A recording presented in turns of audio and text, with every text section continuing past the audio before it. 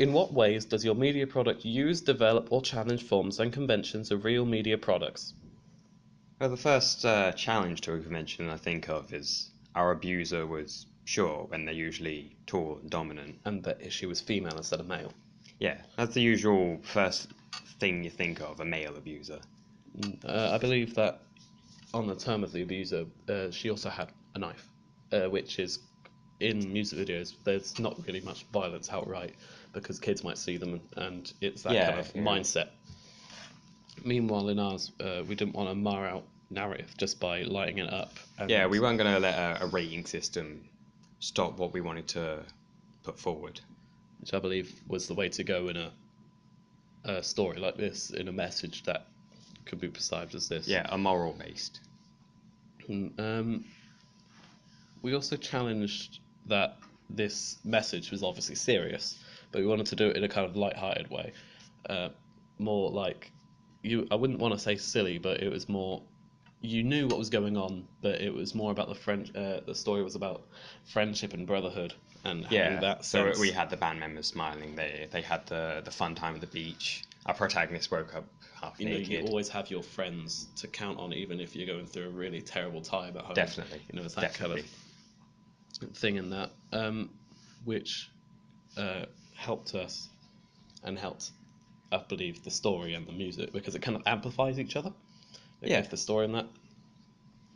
And on amplifying the digipacks that we made and the ancillary products, so not just the digipacks but also the magazine adverts. The magazine adverts. They were they fitted with each other, and so they weren't straying too far from each other, but I believe they were just different enough to make it.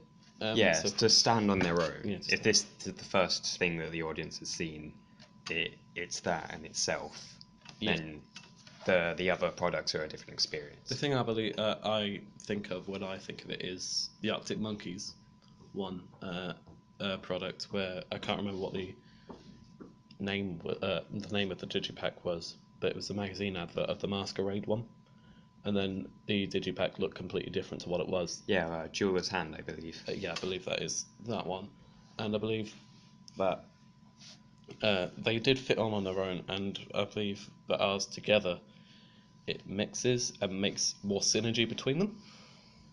Yeah. So mixes there. What influences did we have, and what did we use? Well, definitely other Hoosier videos. Yeah, so we had Cops and Robbers, and which is one of my favourite ones, which is where we influenced the back leg kick in the last bit of our music video. Yeah. So we had the other music videos, but we also had stuff like the Arctic Monkeys that we could use and things in there, because they have indie rock usually has quite abstract things that happen in that terms. There was a convention we followed how most of it's mainly alternative rock, where they have the band playing and then it transitions into the narrative, like Worried About Ray. Yeah. When they were attacked by the monster. Yeah, that's quite they follow male protagonist is obviously a convention that we did follow, which is a good one.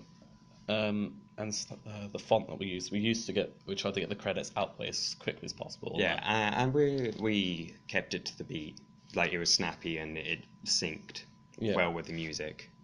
They were there, but we didn't want them to be the main point of it. It meant to be the story, which was in there. Just say thanks for listening. Thank you for listening. I was Ewan McConaughey, and this was Luke Warren. Farewell. Toodles.